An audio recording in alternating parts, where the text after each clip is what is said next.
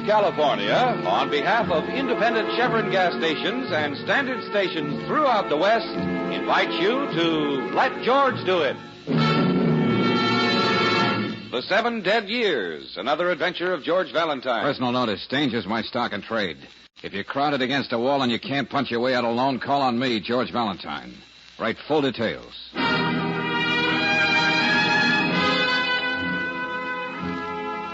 Dear Mr. Valentine, for almost 7 years I've been hunting a man who killed his own wife. I can't prove that he did. And all of a sudden I can't afford to spend any more time floundering around. Next week he's going to get $200,000 because I failed. And that's something that's keeping me awake nights. I've dealt with plenty of crooks in my life. Plenty of crooks in my life and didn't need anybody's help. But this is different, and I don't mind admitting it. How about giving me a ring? It's signed Samuels. Samuels? Mm-hmm. Well, I'm overwhelmed, Brooksy. Why? Who's Samuels? Oh, just about the shrewdest insurance investigator in the game. But I thought he was retired off somewhere in the Florida Keys fishing. Well, according to this letter, all he's doing is staying awake nights. Oh, 7 years, huh? Mm-hmm. Now, all of a sudden, time's running out for Samuels. Why did he put it just that way, Angel? Say, what do the words 7 years mean to you? Oh, 7-year itch, 7 lean years. 7 years it might take a salmon to make 7 honeymoon trips up the Columbia River. All right, without making funny, Brooksy. 7 years also means the legal period after which a man or woman is declared dead. It's poetically called the Enoch Arden Law. Oh, well, then this Samuels is in a race against time. Uh-huh. And if he is in such a hurry, it'd be a shame if we wasted time on this end, wouldn't it?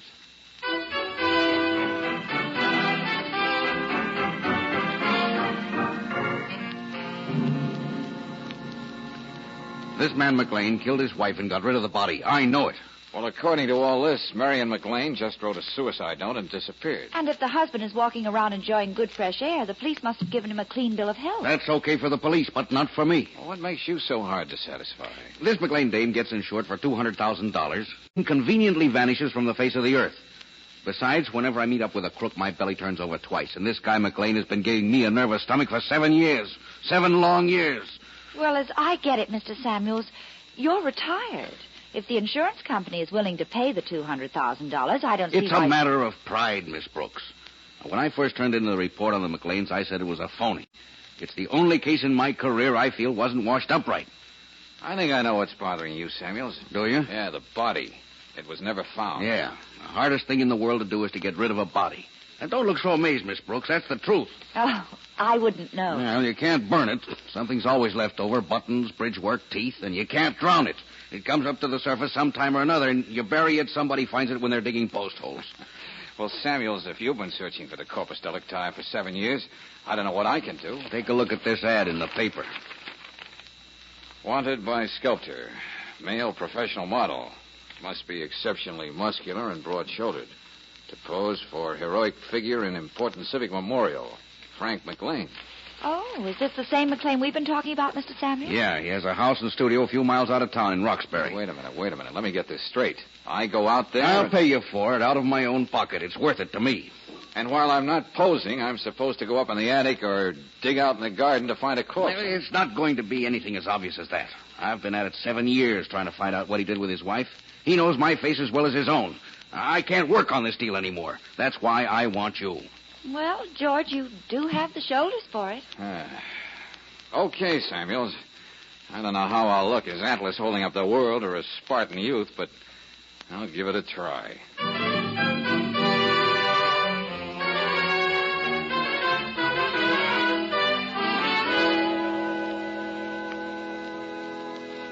I take it, Mr. Valentine, you've posed for other well-known sculptors? Oh, yes, of course. But back east, New York.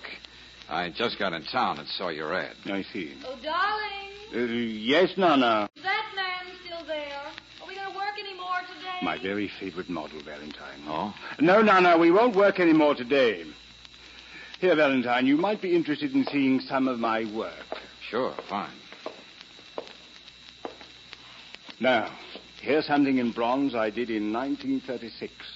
I call it Age. All I see is a little girl, asleep. She's a dead little girl, which makes her older than any of us. Oh. Well, that's one way of looking at it. You'll have plenty of time to see my other stuff, but here's what I'm working on. Looks like quite a project, Mr. McLean. It's going into the town square at Portchester to memorialize the 100th birthday of that little hamlet. Aside from artistic merits, it has to be able to withstand the passage of time and the critical comments of migratory birds. Is this where I fit in? Yes. You'll be the figure of man in capital letters. You're reaching upward for ultimate perfection. As you see, the figures of health, love, and spiritual attainment are already finished. The statue in the middle will be eternal life, which Nana is going to pose for. Well, when do I start working? Take off your coat and your shirt. What? Oh, yeah, sure. I have a very definite conception of this man's physique. After all, to the good people of Portchester, he's supposed to symbolize all mankind. Well, that's quite a responsibility. How do I shape up? Turn around. Well, what have we got here? All of mankind, lady. Yes, and with hair on your chest. This is Nana. As I said, Valentine, she's going to portray eternal life. In the meantime, she abuses the privilege of being the eternal feminine. You love to make with words, darling, but you ought to know by now that you can't insult me. Certainly not till after we're married. That will be all for today, Miss Kenyon. Same time tomorrow. My, aren't we businesslike? Well, beware of him, Mr. Valentine. He's a creature of moods. Goodbye, darling. So long, Mr. Man. Your fiancée is a very charming girl, Mr. McLean. Her charm is only an added attraction, and she knows it. Now, you and I better get started, Valentine. Stretch your arm up toward the skylight over there. Like this? Yes, and hold the pose.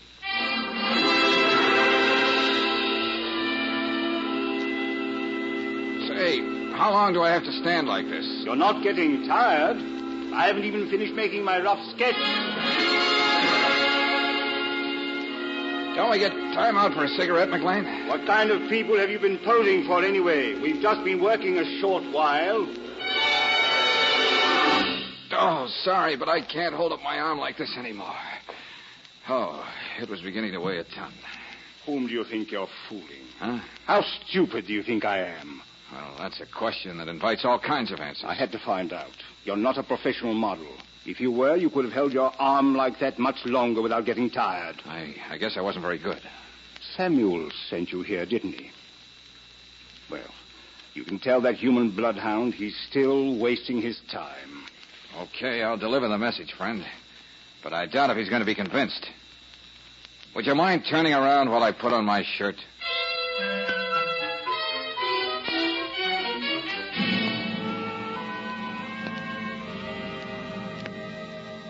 You know, darling, McLean could be right about Samuel's having a blind spot, an obsession. Yeah, but before I tell him what a flop I was as a model, I'd like to try something. Such as?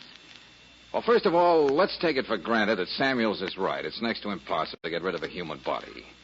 Well, then, maybe there never was a body. Oh, well, in other words, Mrs. McLean is very much alive somewhere. Yeah, it could be, Angel. Waiting for 7 years to pass. So McLean can collect that dough and join us somewhere in Europe, let's say. Oh, well, that's a pretty wild notion, George. Two people separating for 7 years like that? Yeah, but a very profitable separation. They'll be getting roughly $30,000 a year for it. Okay. Say we even buy that. What do you propose to try? I'll take this hypothetical situation. You're my wife. Oh, must it be hypothetical? You love me very much. Oh, check. Love me enough to endure 7 years of hiding and separation so we'll have enough to live on for the rest of our lives. All right, supposing. Then you read in public print that I...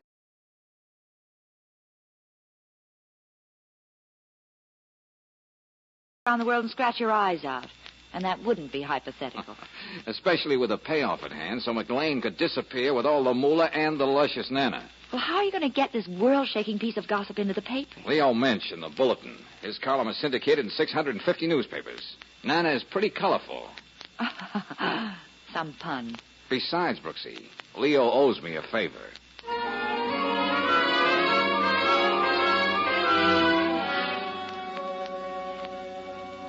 I'm a patient man, Valentine. I've waited for 7 years. I can stand it a few more days. Good. But how do you know this item in Mensch's column is going to pay off? I don't know. Well, if Mrs. McLean is alive and has the usual feminine instincts, it'll work. Valentine, I'm not too sold on this theory of yours. I still say McLean got rid of the body. But how, where, that's what I've got to find out. You'll be coming into that money next Tuesday. Yeah. Let me have that picture and description of Mrs. McLean. I want to get it around where it'll do the most good. Now, let's see. 5'4", 125 pounds. Brown hair, scar on left cheek. Middle finger of left hand severed at first joint. Fair complexion, brown eyes.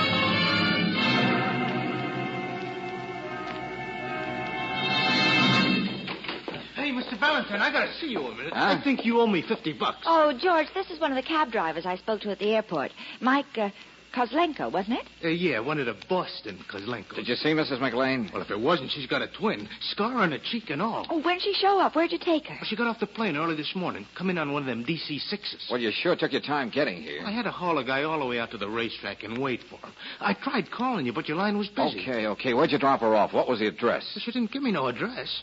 I took her out to Roxbury. That's where McLean lives. I let her off on the corner of Sycamore and Dean. She looked boiling mad. Come on, Brooksy. We got to move fast if we're going to keep Samuels from being right. What do you mean, George? Well, if this is Mrs. McLean, she's an uninvited guest.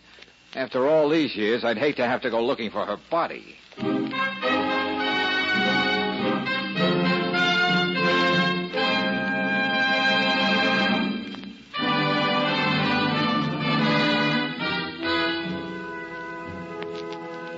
And now back to tonight's adventure of George Valentine. It's something you knew all the time. After 7 years without the well-known corpus delicti, a person is declared legally dead. So you're not particularly surprised when an over-conscientious insurance investigator, now retired, hires you to find the body of one Marion McLean, missing just about that long. Then, surprise, she comes waltzing back into town, big as life. If you're like George Valentine, sensitive to rude shocks like this, you pay a visit to the studio of Frank McLean, sculptor and husband of said lady. I know I'm going way out on the limb, McLean, but I was told your wife is here in Roxbury. Oh? Who told you, Valentine? Another ghost? My wife is dead. Or hasn't Samuels told you? Dead or alive, this was a frame-up from the beginning, McLean. I'm still going to prove it. The ghost you mentioned happens to be a very earthy character. A cab driver with a nice earthy name like Kozlenko. Yeah, one of the Boston Kozlenkos. He claims he picked up your wife at the airport early this morning and dropped her off here on the corner of Sycamore and Dean. Your Kozlenko boy is wasting his time driving a cab. He should be holding seances. Come Tuesday, my wife will be dead exactly 7 years. You keep track of time very carefully, don't you? What do? Check off the days on the calendar? Oh, I may have an artistic temperament, but I'm practical enough to know what you can buy with $200,000. Any other questions, gentlemen? The same one I've been asking all these years, McLean. Now, let's say Valentine is right. Your wife showed this morning. What'd you do with her? Poor Samuels. How does your mind work? Now you're saying I killed Marion today. How about your theory that the hardest thing in the world to dispose of is a human body? I still say that. Well, unlike you, Samuels, I'm a reasonable man. My life is an open book. Go on. Look around any way you like. I do want you to be happy. Okay. You can stop being glib, McLean. You said we have your permission to look wherever we want. That's right. What's on your mind, Valentine? Well, something that comes to you when you think about it hard enough. Like all simple things, you might walk right by it. It's so obvious. But don't look so startled, gentlemen. Mr. Valentine loves to be cryptic. He'll get to the point. Oh, I can't wait. Children know the principle very well. When you play hide and seek, the one place you're least likely to be discovered is where you just got through trying to hide. Well, what do you mean by that, Valentine? Samuels, I understand you had the cellar dug up when Mrs. McLean first disappeared. Yeah, there was nothing there. Well, there may be this time. You know, kid stuff.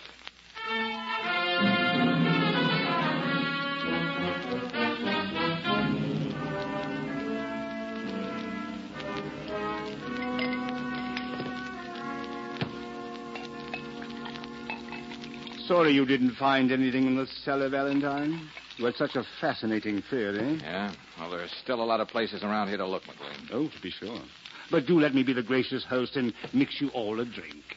Well, a party. I'm glad you dropped in, Nana. We're playing a little game. Body. Who's got the body? Well, aren't we a little old for parlor games?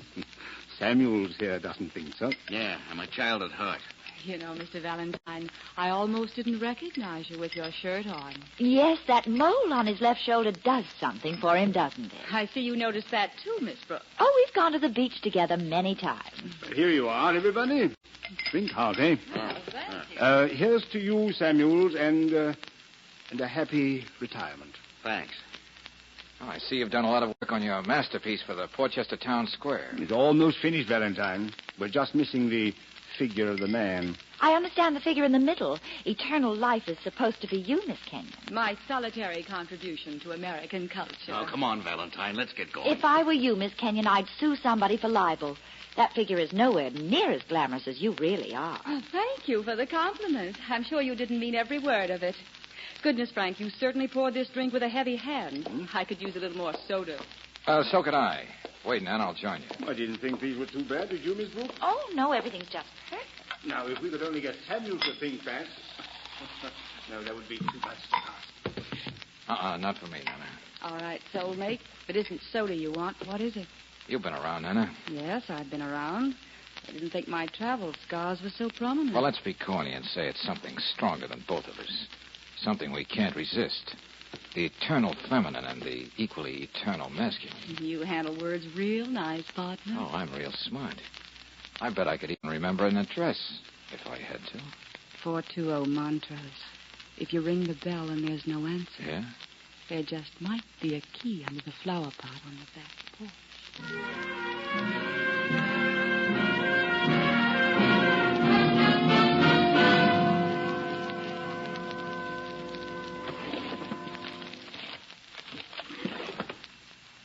Maybe this was a wild goose chase, but it's not now. Well, what are you doing here, Miss Brooks? Oh, well, Mr. Valentine couldn't make it, Nana. He asked me to convey his deepest regrets. And there was that key under the flower pot. Why, that... Oh, what you were going to say. What have you got? Give me those tickets. I was just admiring them. I've always dreamt of a holiday in South America. I said give them to me. Tickets for Flight 114 next Wednesday. The day after Frank McLean collects the insurance on his wife. The ticket's bought right here at the airport in Roxbury. I'm not going to ask you again. Let me have those tickets. It may tickets. not mean anything at all, but it's worth checking. Just who bought these tickets and why. Sorry, but you're not leaving here. No fair, Nana. You didn't say put them up. I'm not finished with you yet. That's better. I like to be warned. Now I can forget I'm a lady. What are you doing?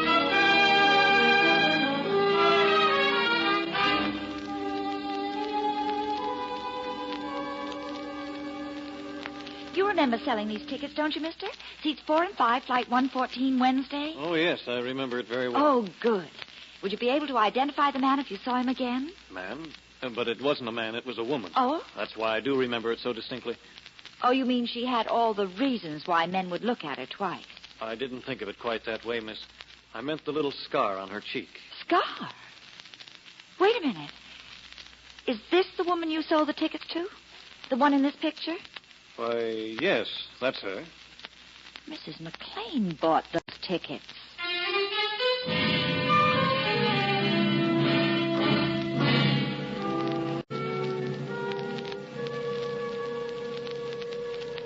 If Mrs. McLean bought those airplane tickets, Brooksy, that means for sure she's back here in Roxbury. And not just on the testimony of one of the Boston Kozlenkos. Well, what do you make of it, Samuels? If McLean and Nana got those tickets from her, you can bet your life she didn't just hand them over on a silver platter. Not so her husband and his lady fair could go flying down to Rio. Hey, look, Brooksy. Yes, George. I think Nana must be a chasing spirit by now.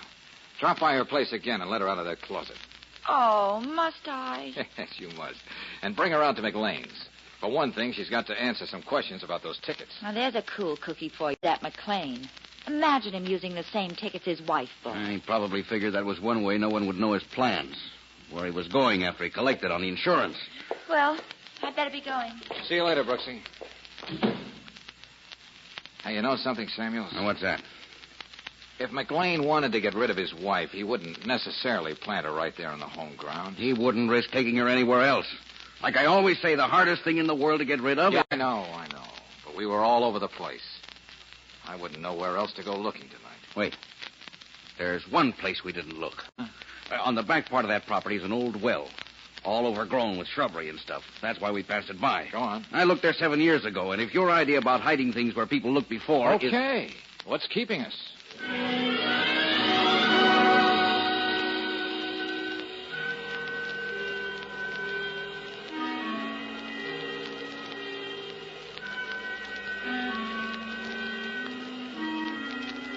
Sure you got enough rope up there, Samuels? Plenty. This well looks deeper than we thought. Be careful. Can you use your flash? Better wait till I get farther down. Yeah, that might... Samuels! The rope! Samuels! George! George! We'll have him up here in a minute, Miss Brooks. Lucky he didn't bring the whole rope down with him when he fell. Well, do you know if there's any water down there? No, I don't. Well, let me give you a hand. Now, wait till I get a hold of that Ginzo who sneaked up behind and slugged me. Oh, McLean? Who else? Wait. There. He's near the top, I think. Oh, George. Oh, here, honey, I'll help you. Come on now, fella. Up and over. Oh, you okay, darling? Oh, with reservations. I feel as though I've been dragged not too gently through a meat grinder. Somebody walked up behind me in the dark and let me have it. Yeah, I found Samuels lying here when I went out to look for you two. Uh-huh. Now, let's get inside and see McLean, eh, Valentine? Maybe it's time to do something about that well-groomed pan of his, like you said. You took the words right out of my mouth, friend. I've just come to a very interesting conclusion. I was wondering about that 1,000-watt look in your eye. Yeah, Brooksy. To do some real profound thinking, there's nothing better than lying around on the bottom of a well.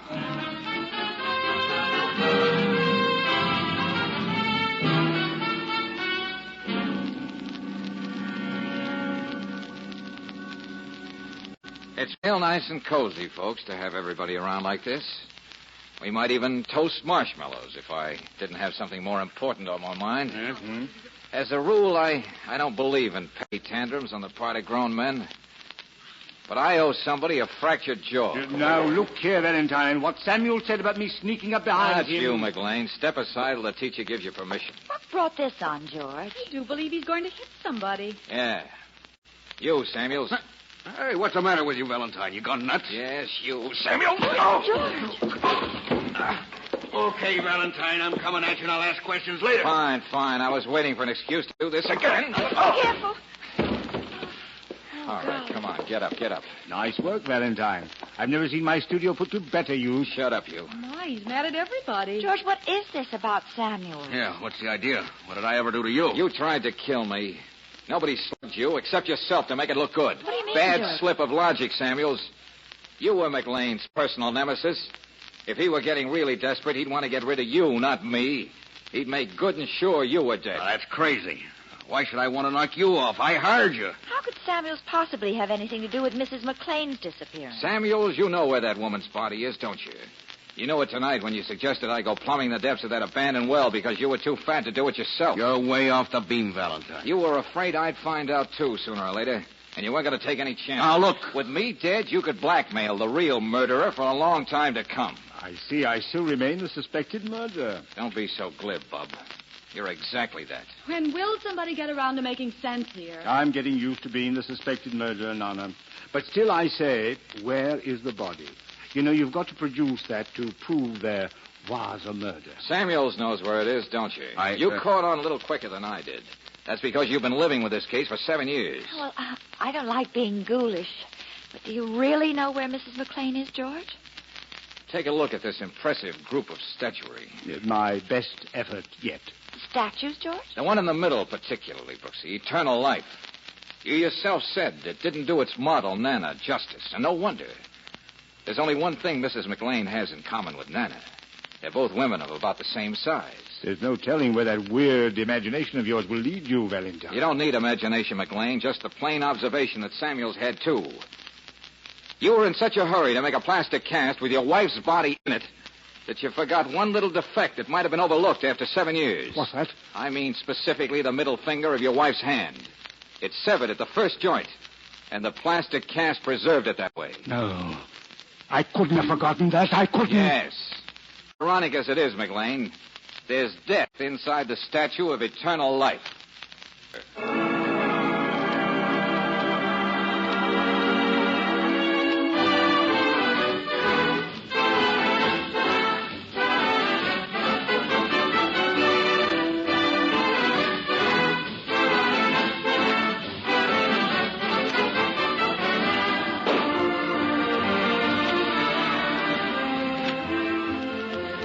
Tonight's adventure of George Valentine has been brought to you by Standard of California on behalf of independent Chevron gas stations and Standard stations throughout the West. Let George Do It stars Robert Bailey as George with Francis Robinson as Claire. Tonight's story was written by David Victor and Herbert Little Jr. and directed by Don Clark. Also heard in the cast were Louis Van Ruten as Samuels, Jay Novello as McLean, Louise Arthur as Nana, Don Diamond as the cabbie, and Bob Bruce as the clerk. The music is composed and conducted by Eddie Dunstetter. Your announcer, John Heaston. Listen again next week, same time, same station, to Let George Do It.